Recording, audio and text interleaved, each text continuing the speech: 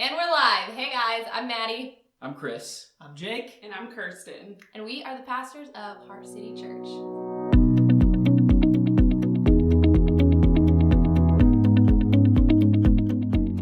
For the last 4 weeks, we've been going over all the ways and times that we get to experience God with us in our own lives. Today, we want to talk about how we can experience God with us in the midst of loss.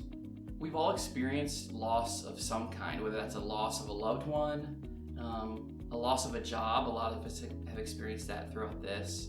The loss of possessions. Whatever that is, we've all gone through that. And God doesn't promise us that we won't go through or experience loss, but what He does promise us is that He will be with us through it.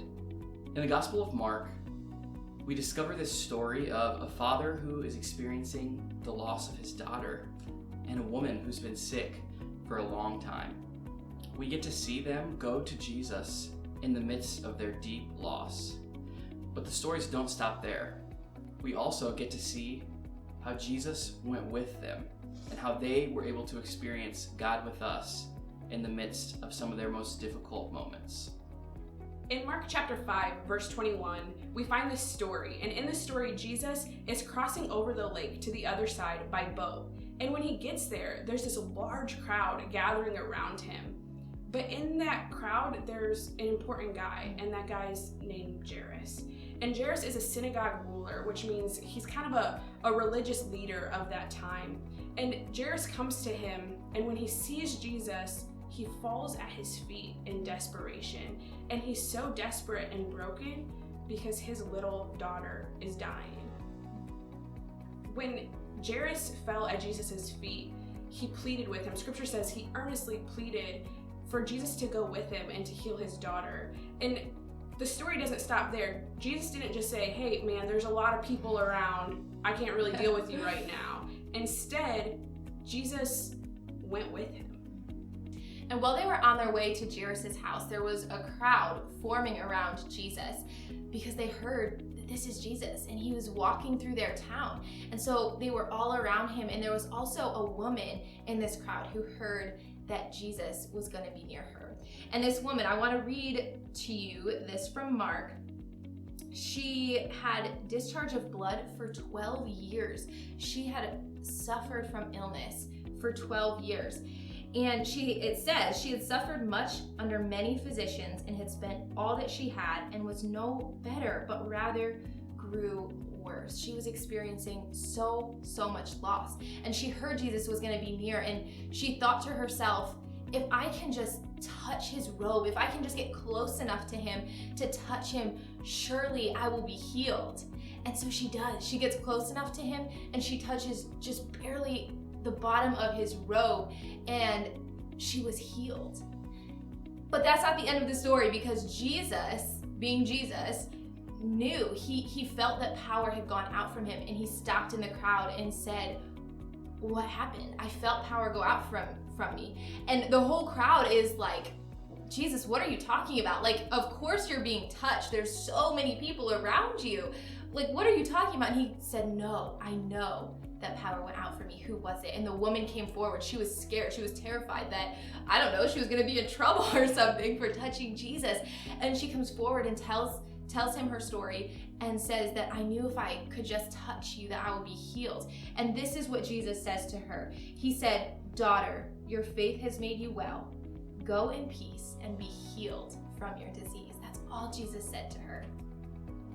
So Jesus continues on the way to Jairus' house, and when he gets there, there's yet another large crowd, and this crowd is weeping and wailing, and there's so much commotion over Jairus' daughter's death.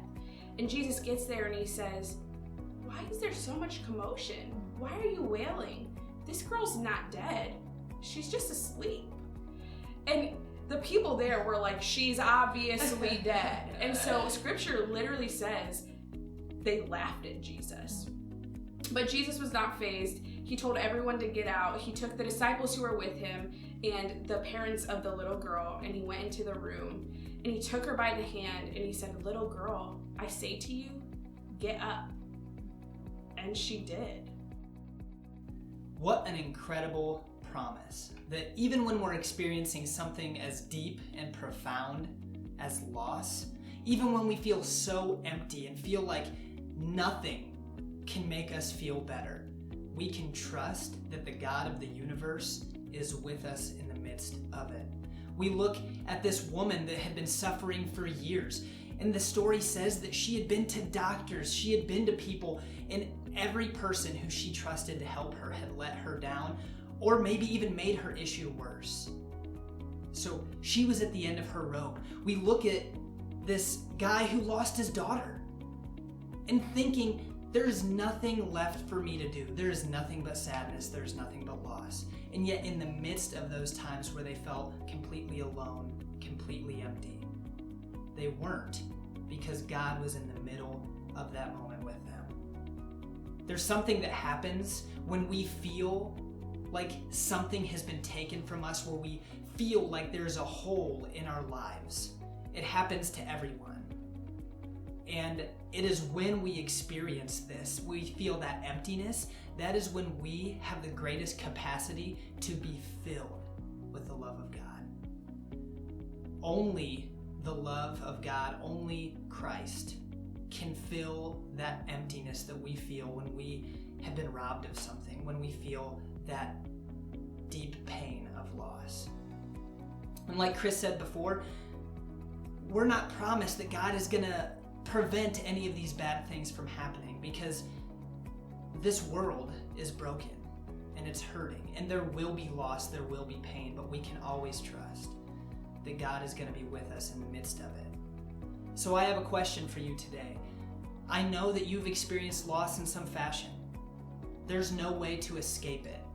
Every single person will deal with loss. And you may be experiencing it in a different way than your neighbor, than your friend, than your brothers and sisters.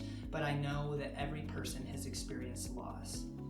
And you can't go through loss without being changed, without being affected in some way. So my question for you is, how are you dealing with it? How are you reacting to that loss? Because some people, when they experience loss, they can attempt to fill that emptiness that they're feeling with really unhealthy behaviors and coping mechanisms. But some people choose to turn to God with us, and they can actually be filled instead of being left wanting by all the things of this world that try to heal that loss. So our response to this video is a two-part response, but I promise you it's not a lot of extra work, and there's no big test or anything like that. The response is, if you're experiencing loss, I challenge you to take that loss to Jesus. Talk to him. Pray. Open the Word. We talked about how we can experience God with us in some of our earlier videos, and we can experience the Lord through his Word. Open up the pages of the Bible and see the comfort and the promises that you can find there. The second part of the response, talk to somebody about it. The other thing that we said about experiencing God with us is that we can experience God in community with one another, in community with other believers. If you open up, if you're hurting and you share that with a trusted friend, with a pastor, with somebody that you know cares about you, God will meet you there. Because it's when we share with one another and we comfort and we love and care for one another, we can experience God in that. So I challenge you to take that loss to Jesus. Talk to him and see how he heals you. And take that loss to somebody that will talk to you, will listen to you, and will tell you that it's okay to feel hurt, but you can feel heard and feel like somebody is with you in the midst of that hurt. And you will experience God with you in the midst of loss. Thank you guys so much for watching. If you would like to speak to a pastor this week, or if you have any questions at all, please do not hesitate to reach out to us on social media or through email or any way you can. We would love to hear from you. See you next week. Bye.